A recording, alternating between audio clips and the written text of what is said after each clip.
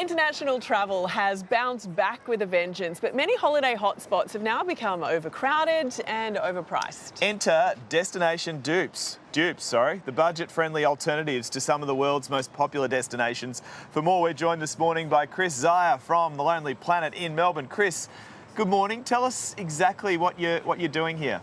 Yeah, look, at Destination Jupe, it's not a new thing, but it's just kind of got a little bit of a snazzy rebrand.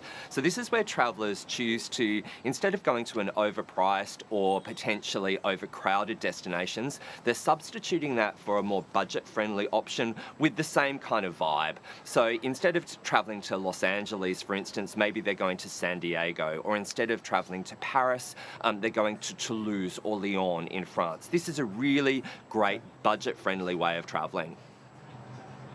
So why is it becoming so popular right now?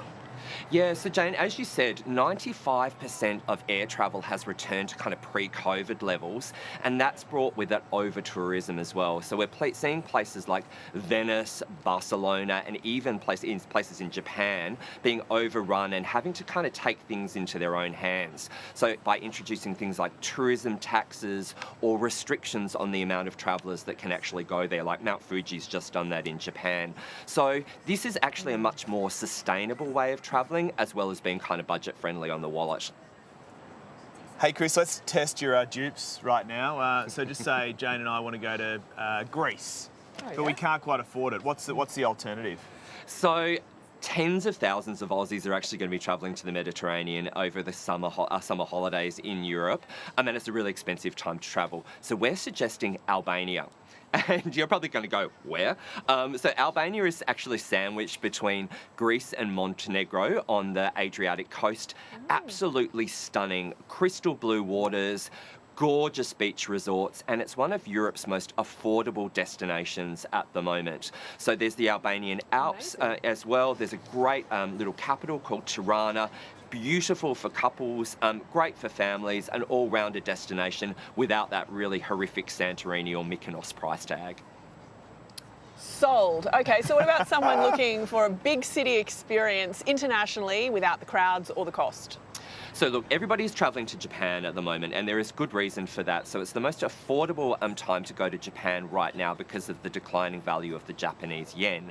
But when you arrive into Japan, you arrive into places like Tokyo and Osaka, quite overcrowded, can be a little bit more on the expensive side. So we're suggesting actually travelling south. Jump on a Shinkansen or the bullet train and go down to Hiroshima or Nagasaki.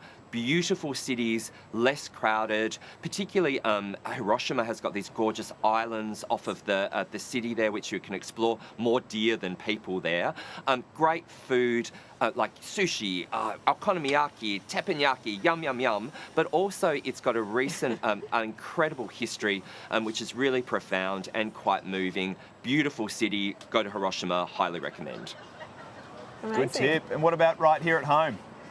Yeah, look, for a value punch, we're suggesting Adelaide for a long weekend. So Adelaide's got a really robust cultural festival, probably one of the most robust in the country. It's a real foodie destination, so we've just come off of Tasting Australia in Adelaide. Very, very big on local produce there. Within 15 minutes drive of the CBD, you'll be in your first cellar door in the Adelaide Hills, if that's your thing. Great. It's also a gateway to kind of like Kangaroo Island, the Flinders Ranges, beautiful city, great for families, good beaches, etc. So Adelaide's also got some pretty good domestic flight prices too, so it's not going to cost you an arm and a leg to get there. So yeah, pop Adelaide on your list. You'll be surprised how good it is. Chris, you've duped us. Thanks so much.